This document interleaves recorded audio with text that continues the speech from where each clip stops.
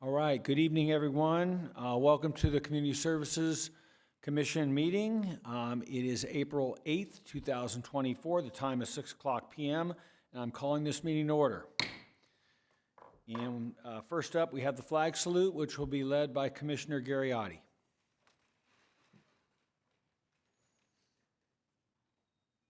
Ready? Begin. I pledge allegiance to the flag of the United States of America and to the republic for which it stands, one nation, under God, indivisible, with liberty and justice for all.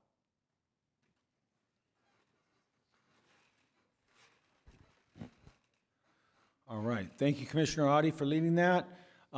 We have our roll call now will be led by our Secretary, Isabel Aguilera. Thank you. Commissioner Castro, Here. Commissioner Oddie, Here. Commissioner Sizemore, Here. Vice Chair Hawks, Here. Chairperson Kingsburg, Here. all present, thank you. All right, thank you, Isabel. Next on our agenda is the opportunity for public comments. Do we have public comments tonight, Isabel? Yes, we have one public comment on a non-agenda item in regard to Temecula Rugby Club redevelopment. It's from Charles Boylston. Okay, and we allow a maximum of 30 minutes if we have a lot of takers, but it's only it's only 3 minutes per taker, per speaker, so you will have 3 minutes. Thank you for being here. Thank you, Chairperson, and I will keep it under 3 minutes here. I brought with me Amber Ponce. She's with the Chamber. She is our president for the Temecula Mountain Lion Rugby Club. I'm a local business owner, a big supporter, and also a player on the men's team. And really what I wanted to come here today is to accomplish is to begin a dialogue, because our club is doing very well. We're growing. We're bringing rugby strongly into the valley. We are the most competitive rugby club, the only rugby club between 3 or 4 cities here, but we need some help in growing and continuing to grow. And the main challenge that we face in our club is field use. Rugby is a wonderful game. It's played without pads, as you all know. Our club has youth league all the ways up to men and women's team and old boys. That means you can literally start playing rugby at the age of 5.5 and continue playing well past my young age of 52. Now, the biggest need that we have is field space, because we play on grass. And Temecula has worked with us. We've had the opportunity to rent Summers Bend, but that's turf. And when it comes to hosting matches, we have to leave the city. Right now, we have to play at Alta Murrieta, up in Murrieta, in order to have a grass field for the men's team. The youth have been able to use Ronald Reagan on occasion. So what we're really looking for is to begin a dialogue with the city, community services, to get some dedicated field space. And we know it's a scarcity in our town. We hope over time, as the club continues to grow, to be able to build our own facility. But until that time, to keep our numbers increasing, we need to be able to go to places like Paloma del Sol. Now, when we asked about Paloma del Sol, we were told that only football and soccer are allowed to use that field. Reagan, we were told that the adult clubs are not allowed to play there. There is Friendship Park and the newly, I guess it's renamed the Mike Nagar Park. Any park that you can fit a soccer pitch on, you can put a rugby pitch on. And so we just want to introduce ourselves. Hopefully we'll have more conversation. And I'm happy to answer any questions, any concerns that you all have as to why it is that we can't have rugby and more dedicated field space for it. Just really briefly, 15 seconds here. The numbers that we have are, we have teams of at least 20 to 30 players across 7 different teams with all of their families, and those numbers keep growing. Our tournaments have over 400 players that show up. So we'd really like the opportunity to increase our participation and use of fields here in town. Okay. Well, thank you so much for coming tonight. Thank you.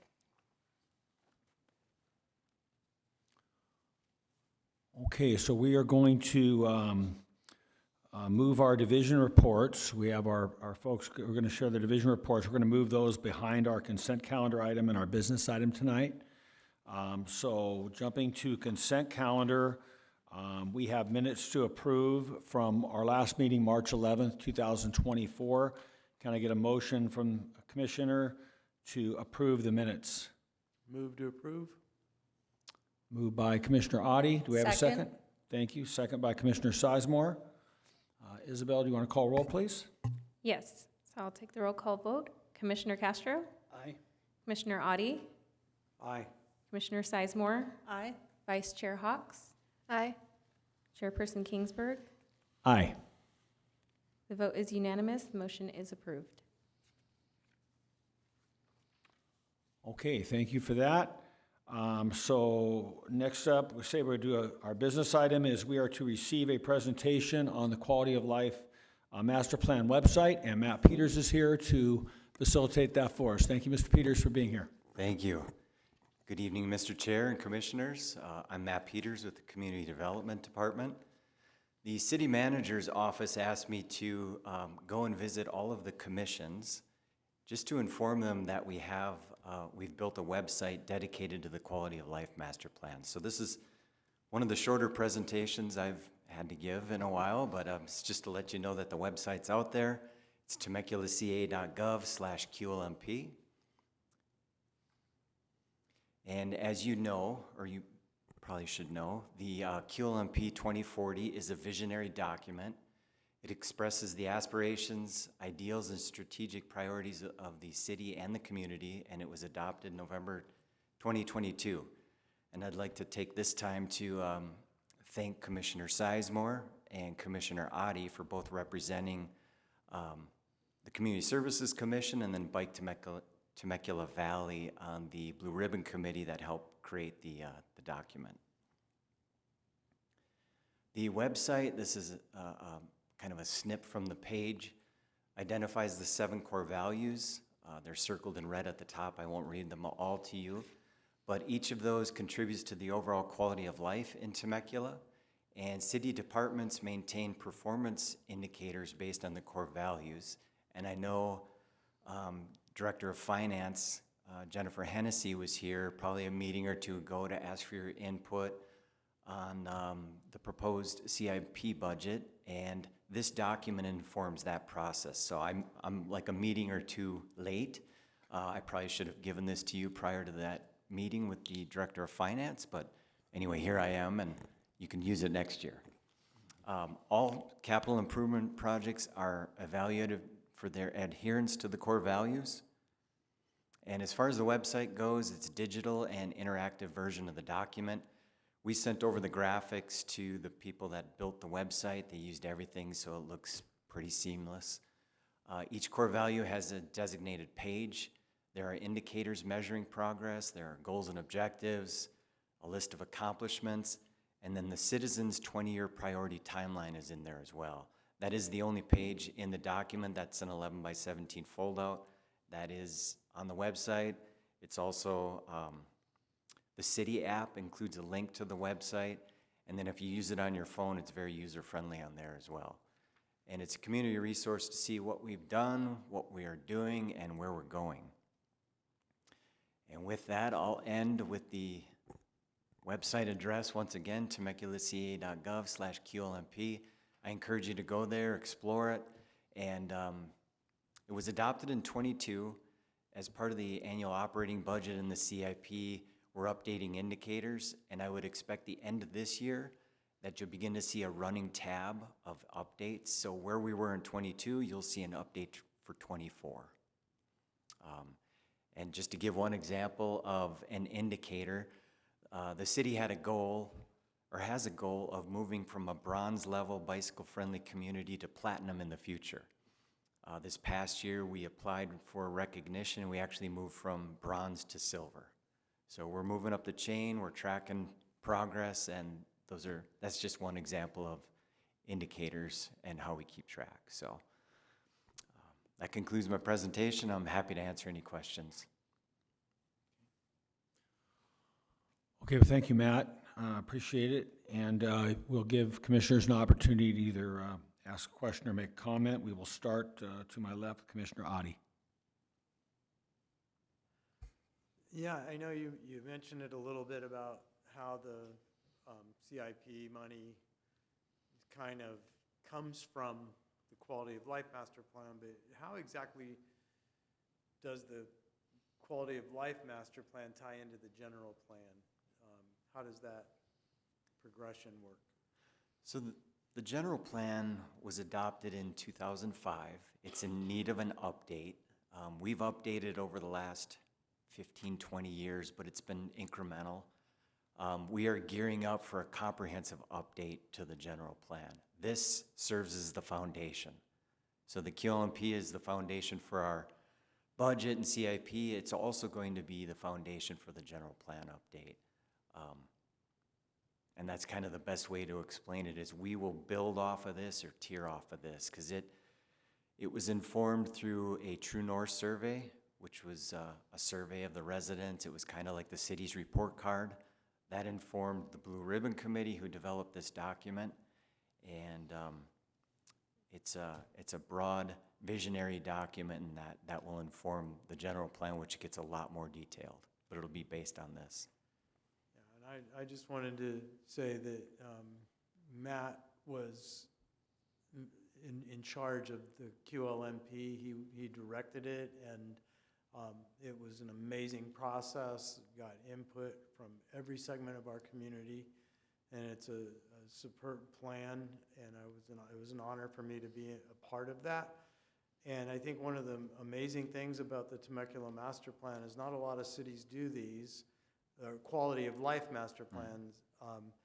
And we completed our last 20-year quality of life master plan in 10 years. That's why we got to have another one.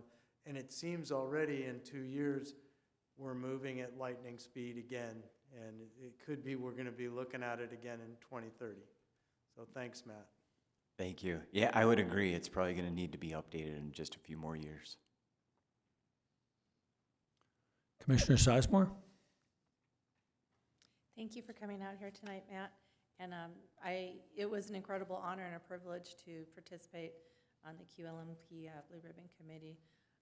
It looks like a very nice, clean design, and it looks like, just taking a glance at it, it looks like a lot of the elements that we had discussed as part of a committee are represented here, so thank you. You're welcome. Commissioner Castro? Good evening. Thank you for the briefing. Today, when I saw this was on the agenda, I went and searched on Temecula Quality of Life Plan, and it brought up the 2030 plan. So I had to go look for the 2040 plan. So I don't know if, does the 2030 plan completely out, and now we're using the 2040 plan, or how does that work? What search engine did you use? Google? Google? Yeah. I'll have to check that, because obviously we want it being directed to Yeah. the new plans. So that's something we could take a look at. We can archive the old one or make Yeah. it, second in line after the QLMP 2040, but Yeah, so I didn't know, is the 2030 completely, like it should be archived and it should only be? it should be archived. This is the new update, but it's good to have that history. Yeah. But I Yeah, don't yeah. think we want it to be the first thing that comes up in the search engine. So I'll make note of that. Thank you. And then how does the Community Services Master Plan integrate with the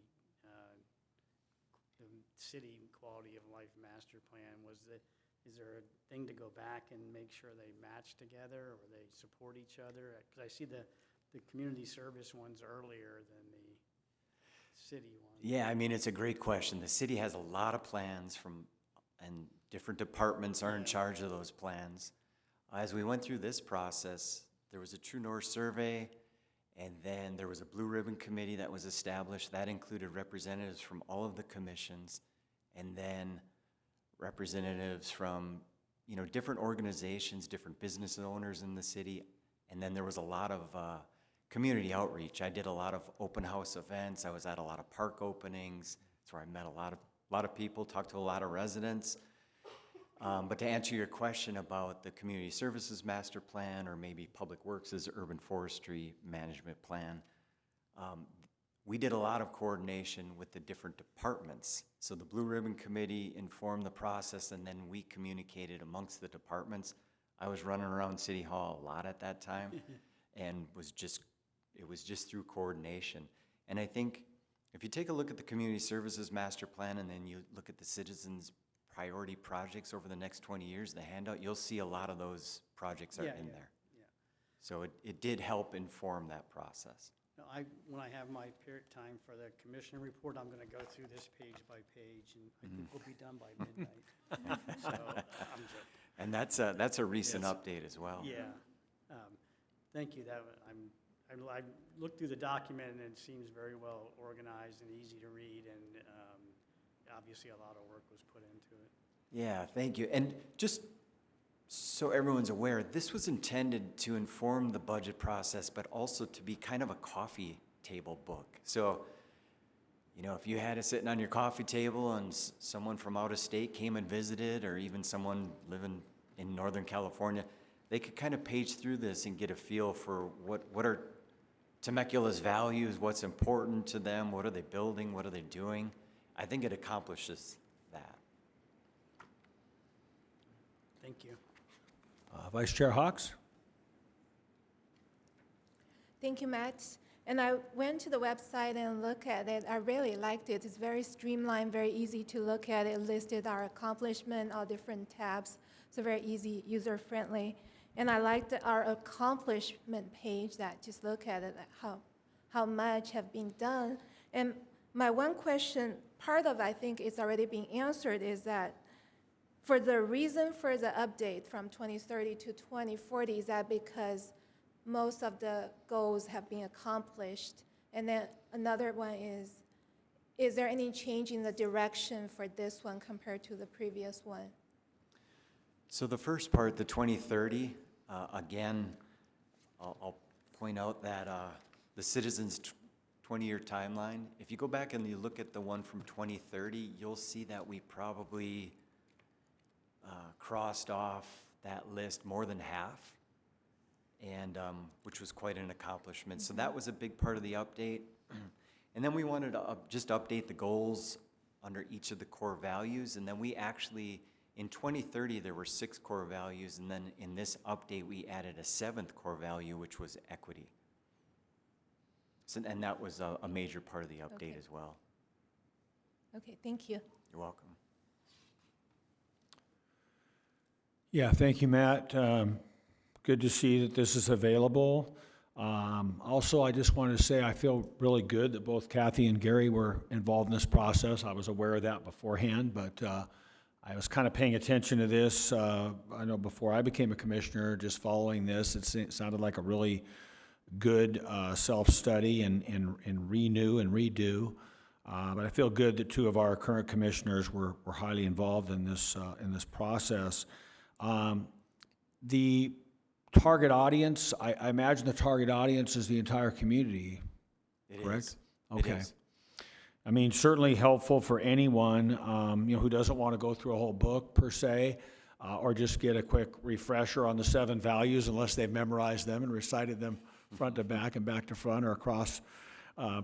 But I guess what I was getting at is that for a community member, for an average community member, for an engaged citizen, to be able to perhaps, click on one of these boxes and give feedback or perception. And I know that's kind of a double-edged sword, and I know that I'm going back to my days as a high school teacher, that sometimes when you ask for feedback, you get stuff that's, way over. So, I mean, there may be a way to kind of streamline that or center that. But I'm just wondering if we want the community to utilize this, there has to be a reason for them to go to the site, or maybe we just do short periods. I know this isn't your department necessarily per se, but short periods where we offer every 6 months or every year, we ask for feedback. How are we doing in these themes, or what are these themes? What do you believe is a strength? What do you believe is a weakness? Quick little opportunities for feedback. That's just something that I thought of. That's a good point. On the website, and I think it's the homepage, if you go to the bottom, there's a contact button, Okay, and you can leave us feedback that Great. way. Through the city app as well, if you're on your phone looking at it, you can, again, you hit contact, and then it goes to these different categories, and you can leave feedback. We did receive feedback from one of the commissioners, I think it was from the Planning Commission, who had a recommendation, and we're actually making that update on the website just to make that a little more user-friendly. So there's that, Good. and then we will likely be updating the True North survey, which is, again, our community report card, probably next year. We want to keep up on that, yeah, like every couple years. sure. So, Okay. all good suggestions. Sounds like so- you guys are on it, just a matter of fine tuning it and making it accessible, available, and easy for the, for the person who doesn't know where to go, like me on a website. Yeah, that's right. And we do have an active community. We receive a lot of feedback, and there are a lot of emails that go out to the different departments, and we respond. We respond to all of them. If it's a pothole or request for the park, or someone will respond to an email.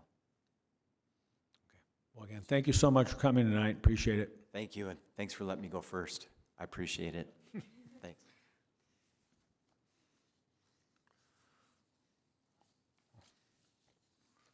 All right, here we go. Okay, so, and now we're going to go ahead and have our division reports. And we have, first up is normally Parks and Recreation. And Jarrett Carter, you're here to give that report. Jared, welcome and thank you. Jarrett, before you get started, if you don't mind introducing yourself and letting the commission know how long you've been with the city of Temecula, please, and then you can continue with your presentation. Thank you. Yes, hello, I'm Jared Carter. I'm a community service assistant with the sports division of Community Service Department. I've been with the city for almost 4 years now. I'll be 4 years in August. I started back when we started life, going back in after the whole coronavirus happened. But yeah, I'll be doing the March recap and April preview for the community service report. Starting off with aquatics, for March they had attendance of 943 lap swims, 78 water exercises, and 25 water safety instructions or Title 22 classes. With over 90 candidates applied, there was 27 hired for aquatics team members. The Margarita Rec Center had its grand opening on the 22nd of March. And at Great Oak High School, they had a CPR event with the aquatic staff helped instruct about 1,000 students with CPR and tourniquet use. With a total impact of 3,548, the aquatic staff also reviewed and practiced first aid skills, including various injuries and concussion protocols, as well as other secondary assessments and customer service skills. With contract classes, there was 5,722 participants in 303 classes. The classes range from youth musical theater, kids night out, Bigfoot's art day, pickleball lessons, senior yoga, and heart saver first aid classes. The Community Rec Center was excited for a new year of summer camp, and they already begun the hiring process for their new team. Friday, March 22nd, the CRC staff had a Teen Zone booth open for the Teen Egg Hunt at the Summers Bend Sports Park. They're giving out really great prizes like light sticks, little cool sunglasses. They allowed me to spin their wheel to get a prize. It was really great. For March, the CRC had a total impact of 698. Things to note, the Teen Zone will be open Monday through Friday, 3 p.m. to 7 p.m., except on Wednesdays, they'll be open from 2 p.m. to 7 p.m. On Saturdays, they'll be open from 12 p.m. to 5 p.m., and it's a $1 annual membership for middle school and high school students, and they can do a bunch of stuff like play games, have karaoke nights, and use the smart TV if they want to. The team basketball hours are Monday through Friday from 3 p.m. to 5 p.m., except Wednesday when it will be unavailable. For March highlights, they had cooking with Lucky Charm cookies, tacos, and veggie platters, crafts, and such as textured painting, the bunny mobile, disco ball painting, Create a Rainbow. They also have Wacky Wednesday on the 13th, and they did a scrapbook spree, which teens got to do scrapbooking for all their memories and stuff like that. It was a great time. The Temecula Skate Park had a box jam event on March 9th from 9 a.m. to 11 a.m. Jeff Waddleton was the MC. There was refreshments, prizes, music, and the kids were just having fun with their bikes. The event was for 17 and under, and there was 17 participants and their families that showed up, and they wanted to do a special thanks to REDI Commissioner Chair Eric Faulkner and spending time in the morning with them. And the next event will be Scooter Jam on Saturday, May 11th from 9 a.m. to 11 a.m. Up next with a homeless outreach, they had with 18 street exits, that brings the street exits year to date to 52. Throughout the month, homeless outreach assisted with a number of things like finding a permanent housing in Sunset for a client they had here in Temecula, transporting 2 long-term clients to their ranch, and connecting a new client to Whiteside Manor in Riverside. During March, the homeless outreach joined with code enforcement, SWAG, Corps, and Community Mission of Hope in a meeting to discuss process updates. The library had an impact of 18,894. Their statistics are 51,397 circulated items, 18,894 door count, 11,957 questions, 12,672 self-checks, and 7,630 Wi-Fi connections.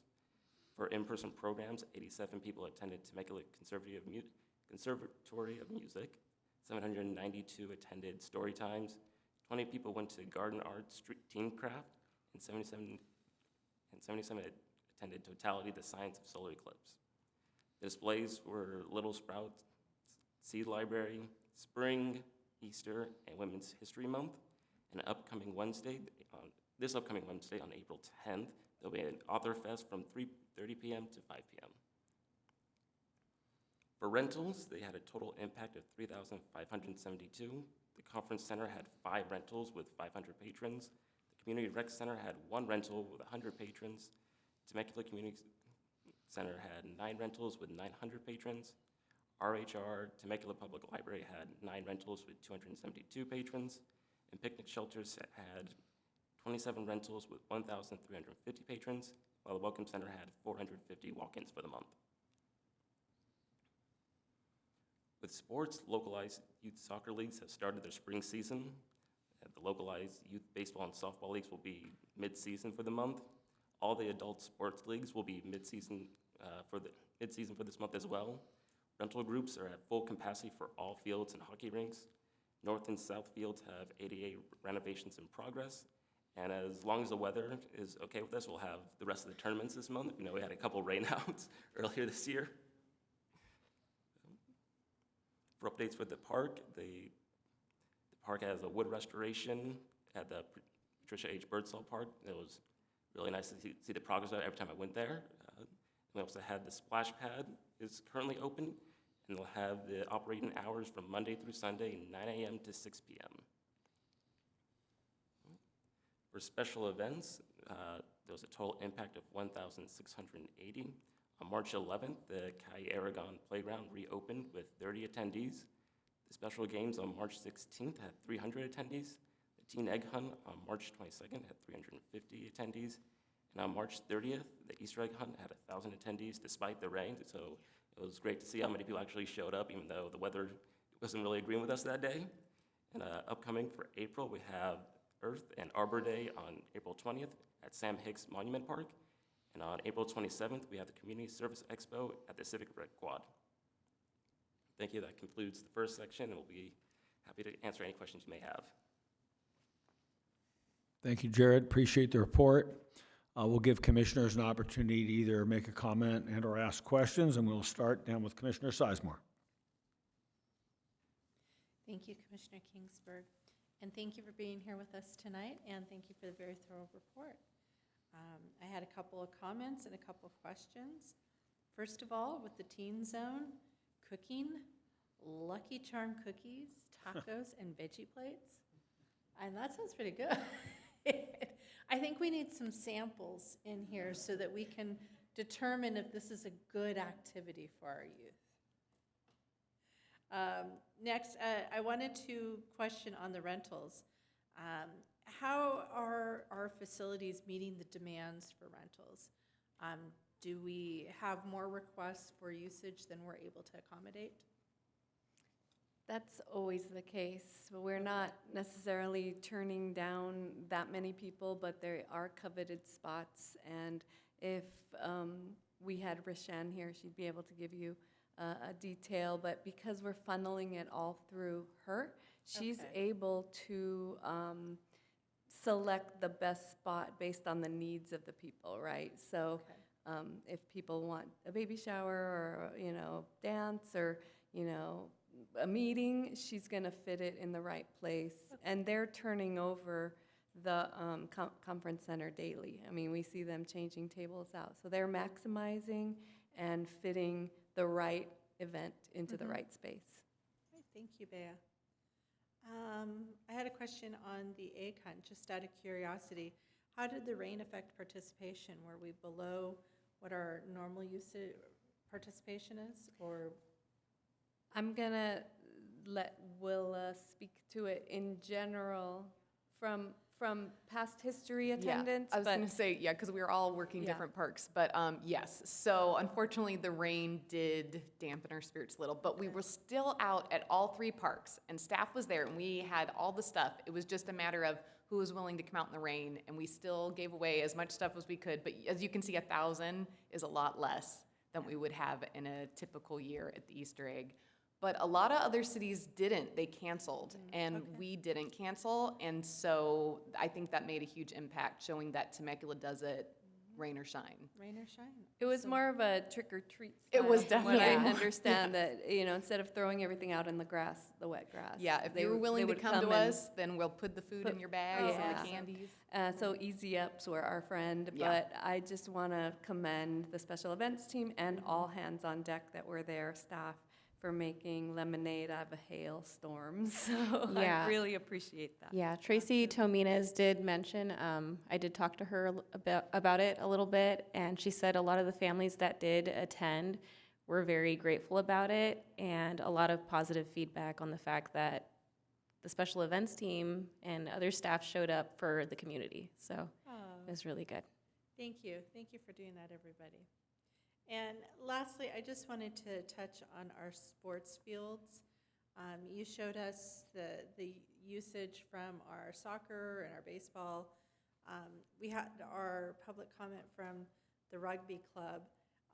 How do they fit into our sports field usage?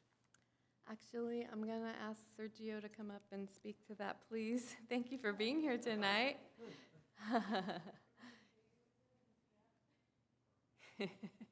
Sorry to single you out, but you're the expert. Hi, thank you. Sorry, I would not have come straight from, working out and cleaning up the backyard, so I apologize. So the rugby club, they are a travel club. They aren't a recognized recreation league like our Temecula Valley softball, Girls Softball Association, Temecula Little League, Temecula Valley Pony. Those are our recognized youth leagues, and they're allocated the majority of the space because they have upwards of thousands, like a couple thousand members per league. Whereas rugby, which is getting up there in size, is still probably around 200-ish. So as of right now, they're a rental group. So unfortunately, our only rental sites are Birdsall and Summers Bend. And depending on the time of year, we were able to use the pit at Ronald Reagan. But during the recognized youth league seasons, that is allocated out to them. And I'm sure we've explained to you guys in the past that our allocations are based on the number of players, and then we actually go through player by player. And Jarrett can attest to this because he goes through them.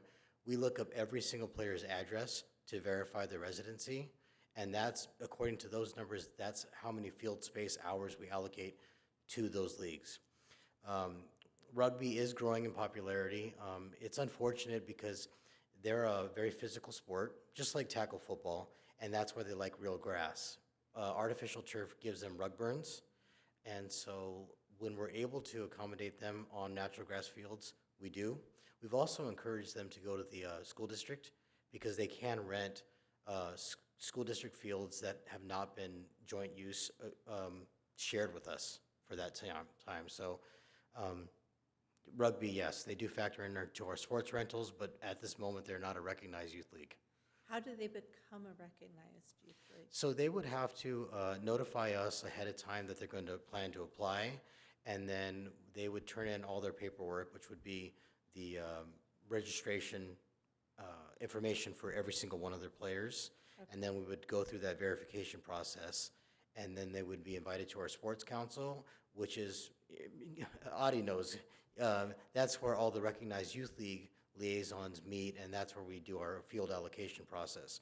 So if they were to apply and become a recognized youth league, they would have to meet 80% status and have to have a minimum of 250 players, and their board would have to be 80% Temecula resident as well.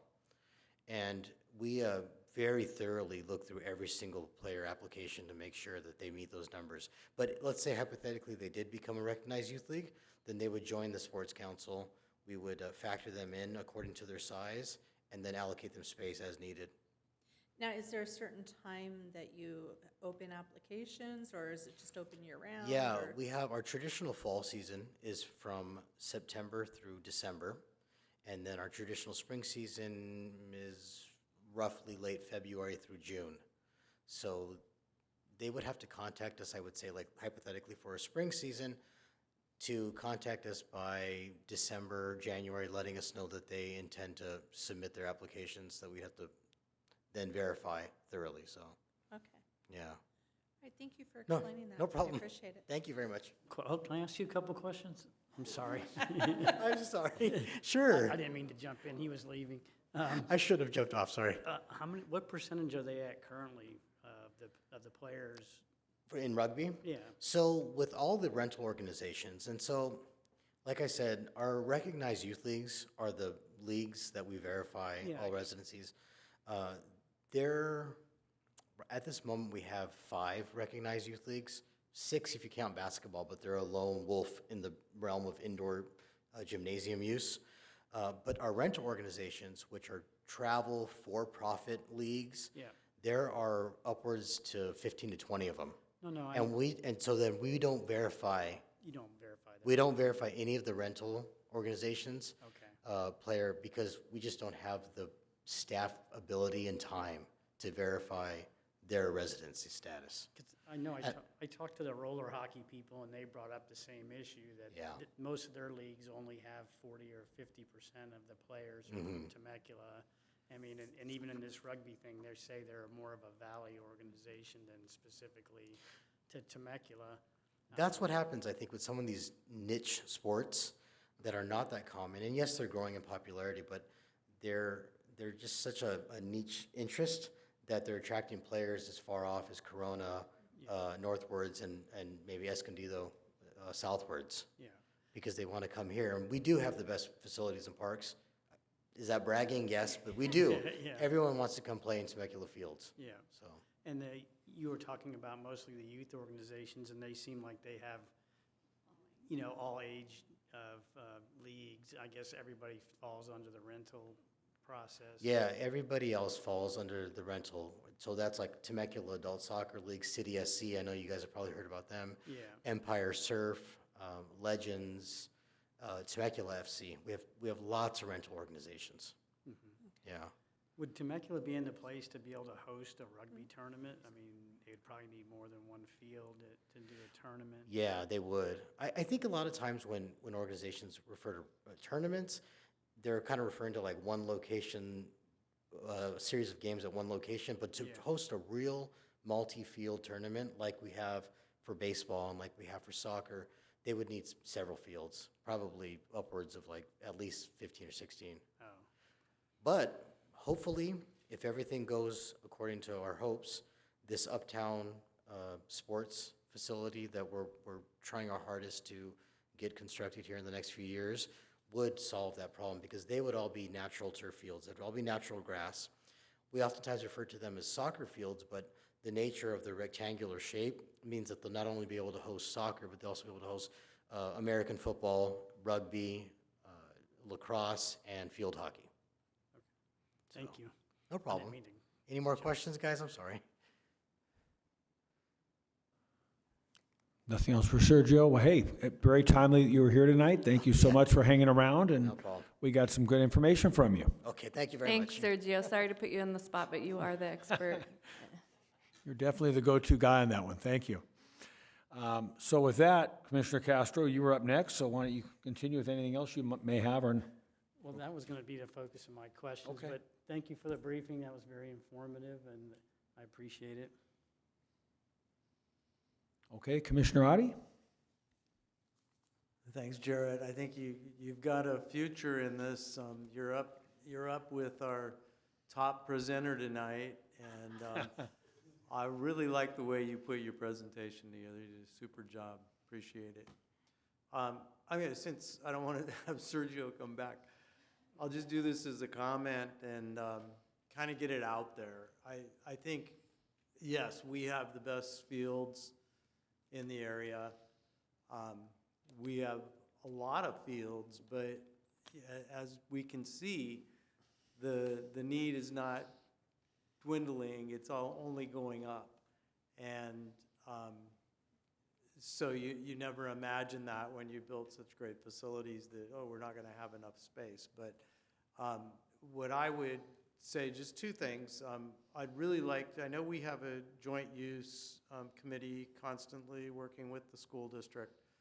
And so I've always been an advocate for making that a little bit better for our community.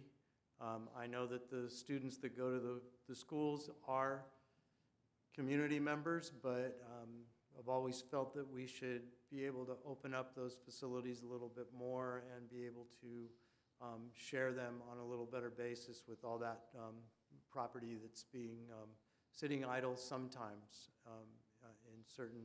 in certain situations, because there's a lot of wide open athletic type fields in those facilities.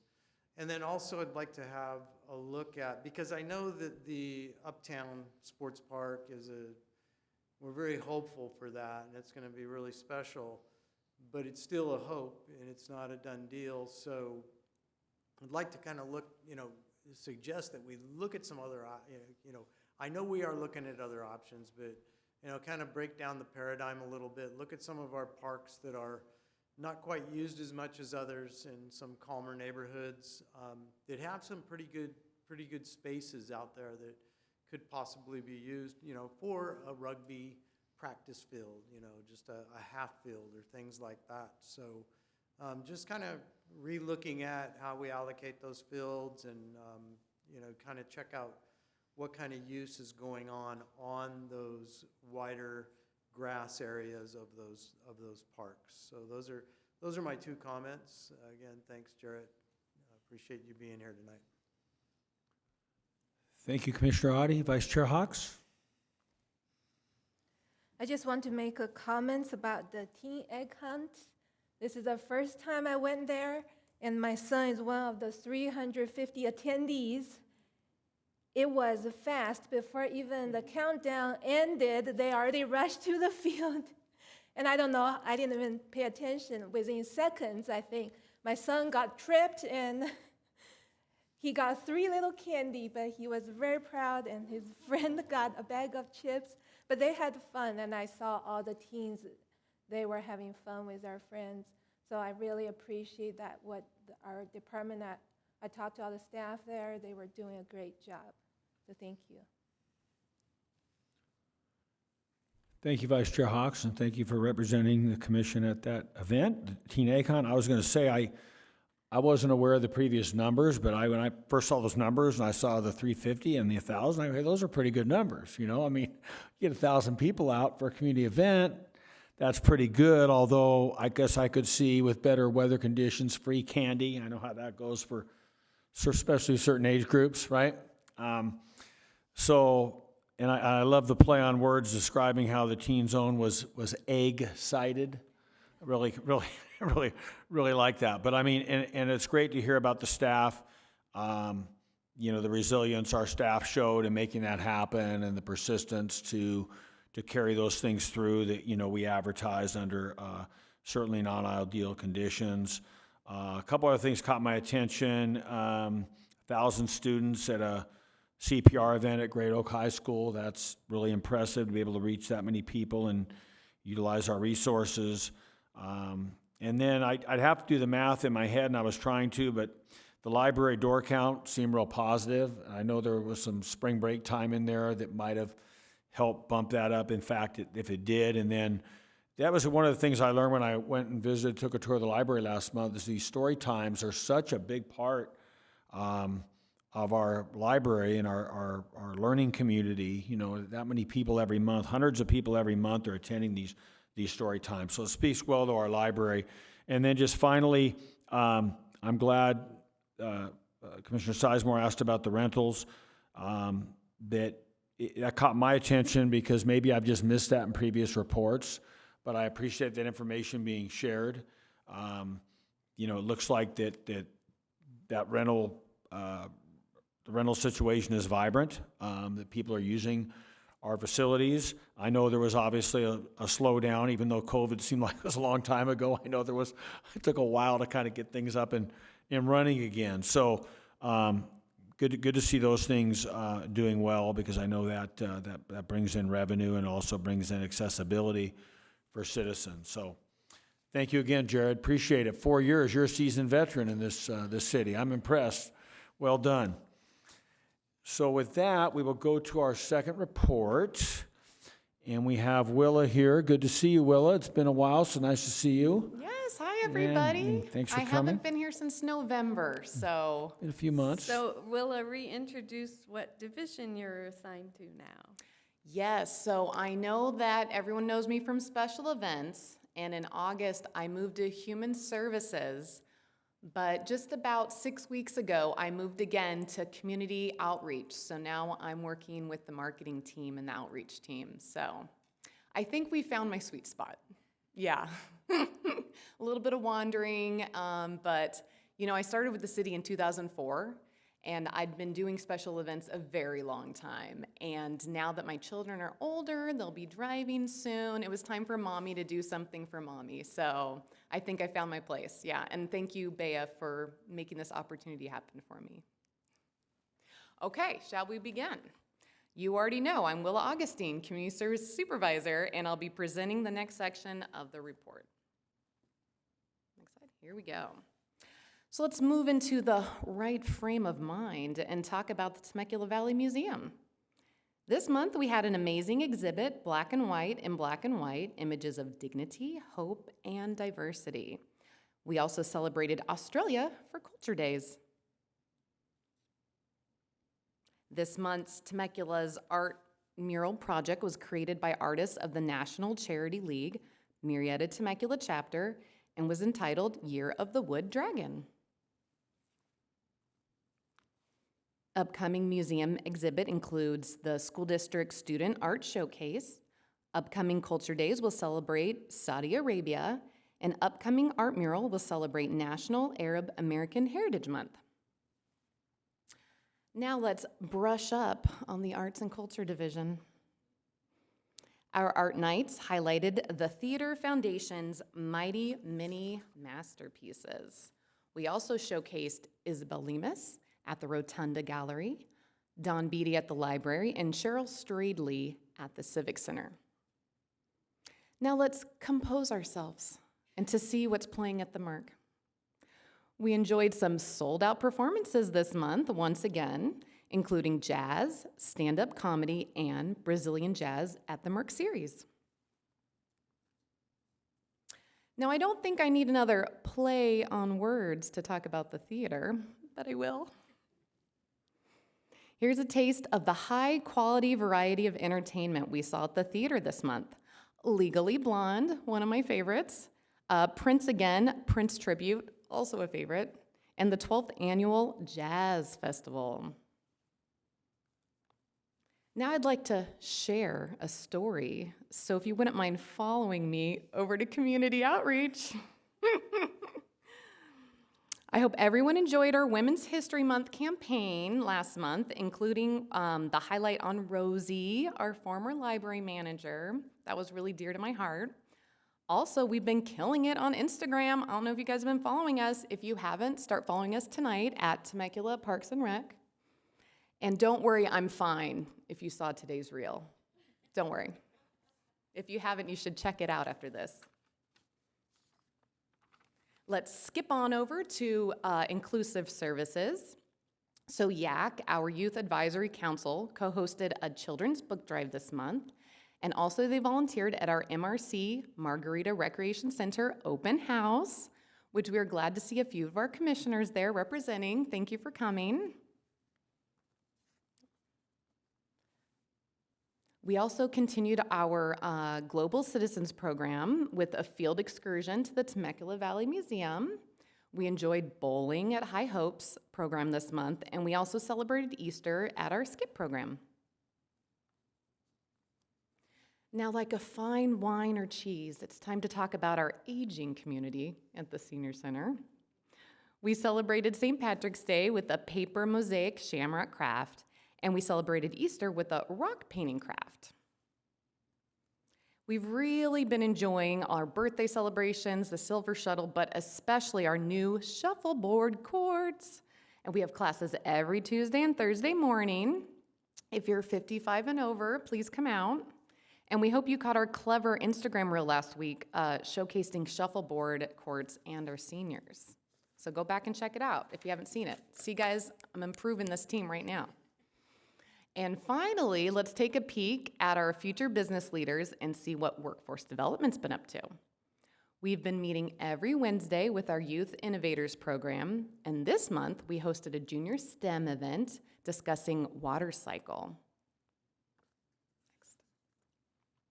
We also want to highlight our exciting internship program.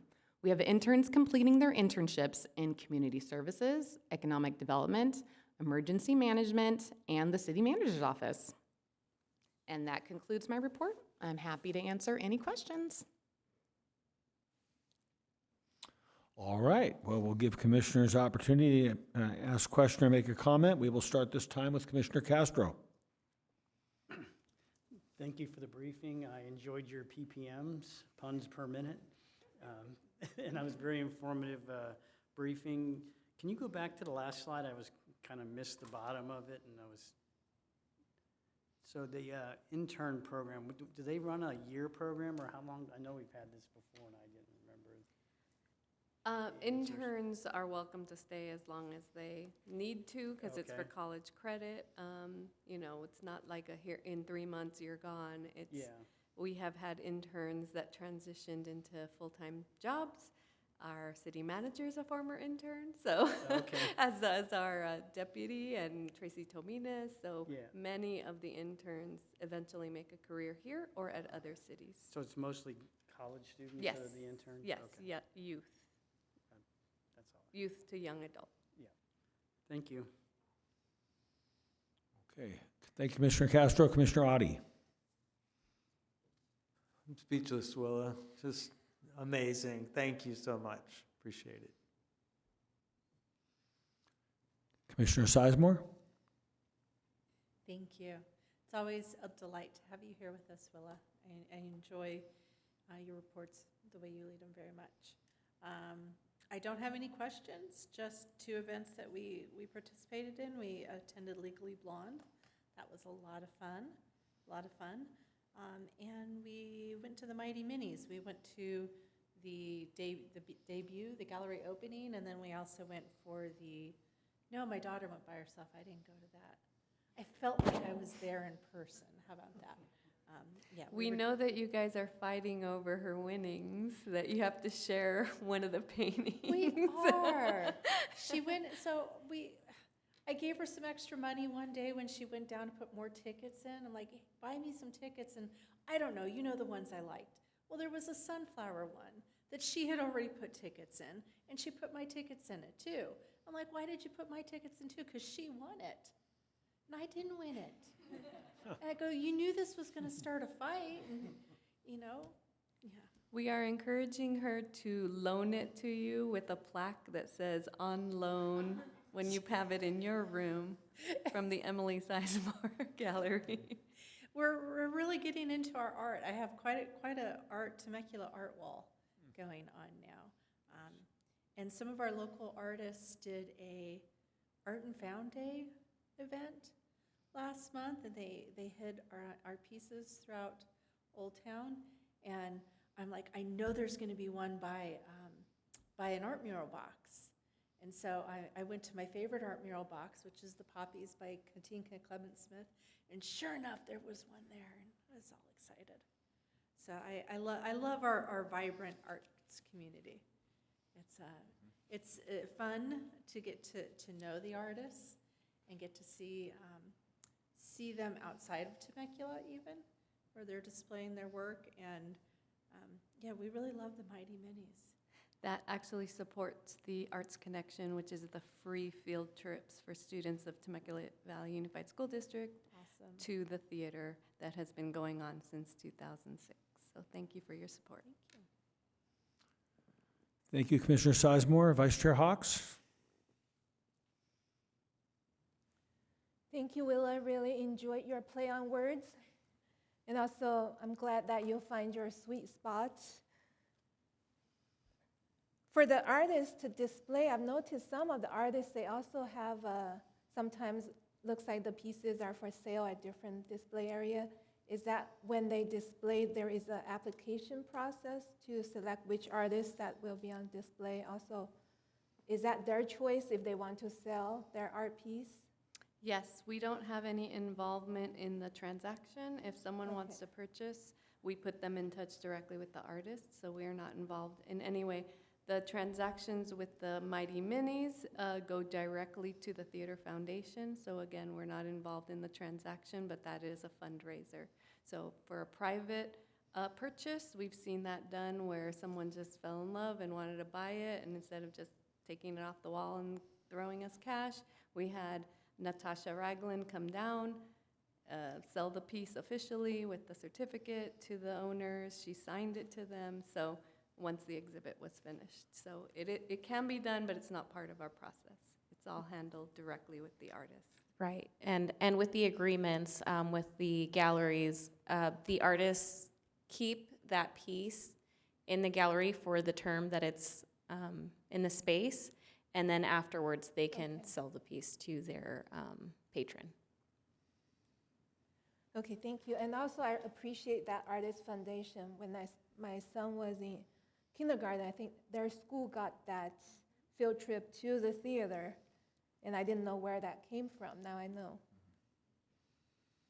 So thank you again for just all the things that our community, that actually our city is doing for the community, to the schools and to the citizens. Thank you, Vice Chair Hawks. Yeah, enjoyed the report. Willa, thank you. I was so mesmerized by it. I did not get an opportunity to write a bunch of notes down and ask a bunch of questions. But you have a wonderful voice. And if you ever decide to shift once again, jump in, broadcasting would probably be a good opportunity for you if you want to make a shift. But it sounds like you're doing great in community outreach, and congratulations on landing there. Couple of little things. I noted that the student art showcase is coming up, and I plan on getting over there Thursday and seeing some of the student art and supporting that event. I love the collaboration with the schools and the school district. And then also the report showing the shuffleboard. Looked like the seniors are out there playing. That's really good to see. 55 and over. I guess I'm eligible now, right? I've been eligible, actually. But I'm glad to get the sense that they are using the court. The seniors are really utilizing that, because I know the first day they opened it, Commissioner Castro and I were over there, and we got out there and played a round or two, didn't we, Ernie? We teamed up against some of the dignitaries. And I just, it was the first day, but I wasn't sure how many of them were going to get out there and play. And so if there's a group that's enjoying that, I think that's great. It's great to be outside, and the weather's slowly warming up, and so that's awesome. All right.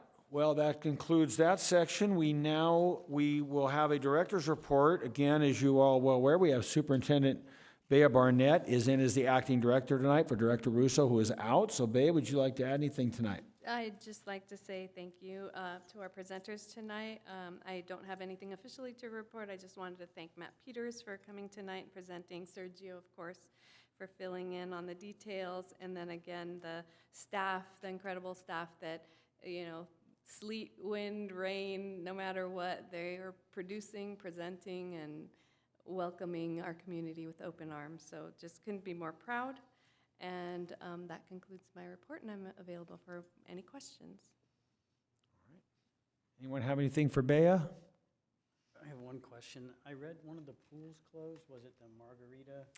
The Pool was Margarita pool closed. is not officially open yet. They are still testing the waters and doing trainings and so forth, so it's not officially open yet. Is there a date or? I see somebody. We're just waiting for everything to be correct with the pool. We will be open for swim lessons this summer. It's a pH Yeah. issue with when you fill a pool brand new, the pH levels have to be, right before you can have anyone inside. So until that gets certified. I wasn't sure if Commissioner Castro was talking about the splash pad on April 1st, how we That was the closed other it. thing too, yeah. But it was just our April Fools. Oh, that was your April Fool. Oh, that's right, I saw that.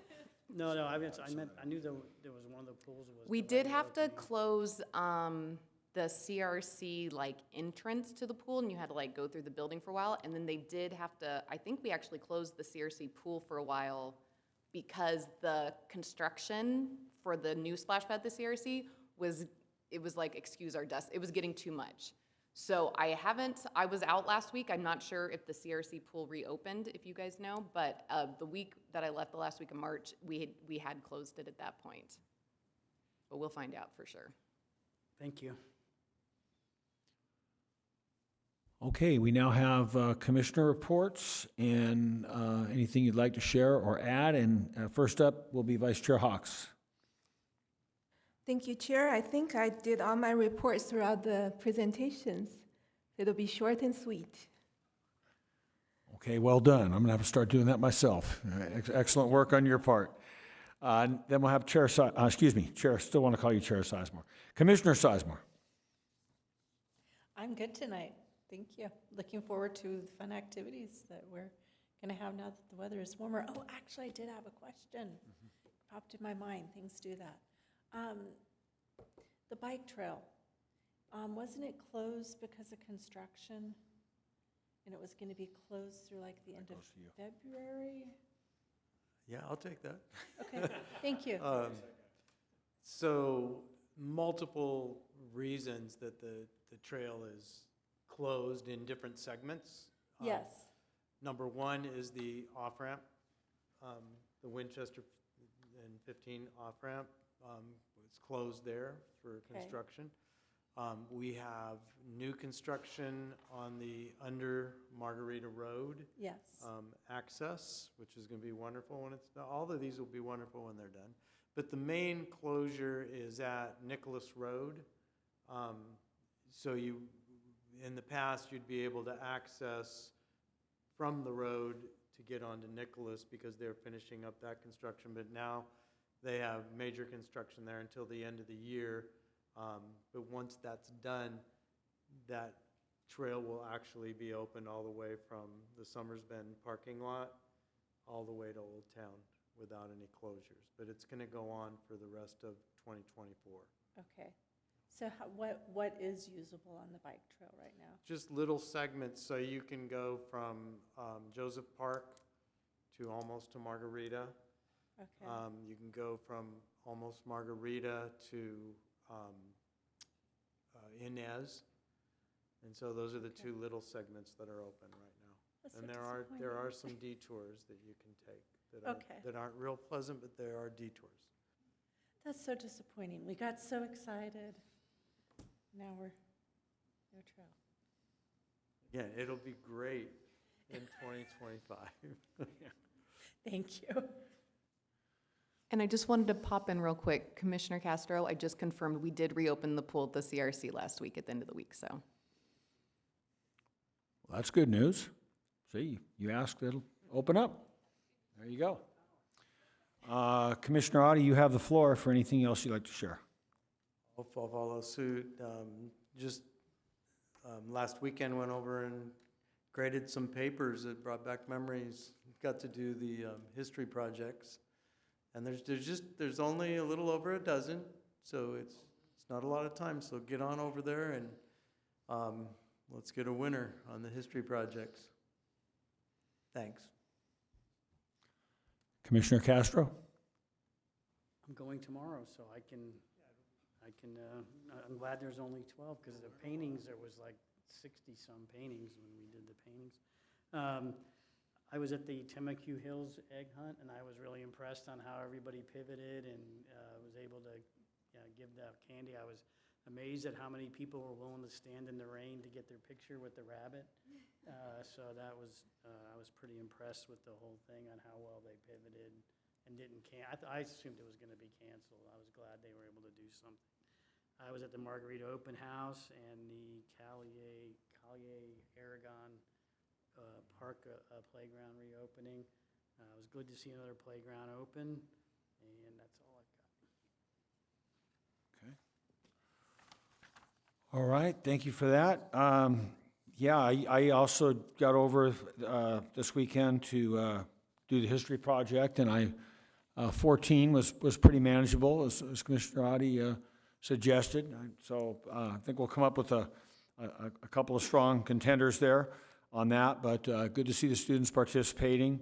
As Commissioner Castro shared, I also got over to the Margarita Recreation Center on the grand opening on March 23rd. It was really a nice turnout of families and community members there, and a lot of activities going on in the big great room in the back. And so it was neat. I mean, it was just a nice mix of people there and enjoying the new facility. And so it's really, really good to see that up and running. I also, the week before that, I attended the special games at Great Oak. Saturday morning, March 16th, the first time. I knew nothing of that event, and again, it was very well run by our staff. And high school students served as, I'm not sure the exact term, I'll call them partners or mentors, to support the special needs athletes, but very well constructed and run. I thought our staff did a great job of setting that up and orchestrating it. And then finally, I'm kind of working backwards here. I represented the commission at the last mural unveil, which was the Lunar New Year, on Wednesday, March 13th. The artists were students from Great Oak High School who are also serving as volunteers for the National Charity League. And so, again, always, as was mentioned earlier, I always like to see those mural unveils and see that art in a public place, and usually students or younger people are involved. So, again, great work by the city, progressing, making it through the so-called cold season in Temecula, right? It's all relative. But the cold and somewhat wet season for the second year in a row, and now the sun is going to shine the next few days, and hopefully will continue to for our event. So anyway, that concludes my report. Thank you all commissioners for all of your efforts and everything you shared tonight. Thank you, Isabel and both Willa and Jared and Bea for filling in for Erica in the director role. With that, we're going to adjourn this meeting, ladies and gentlemen, at 7:08 p.m. Our next meeting will be on Monday, May 13th at 6 p.m. in these chambers. Thank you very much. Good night, everyone.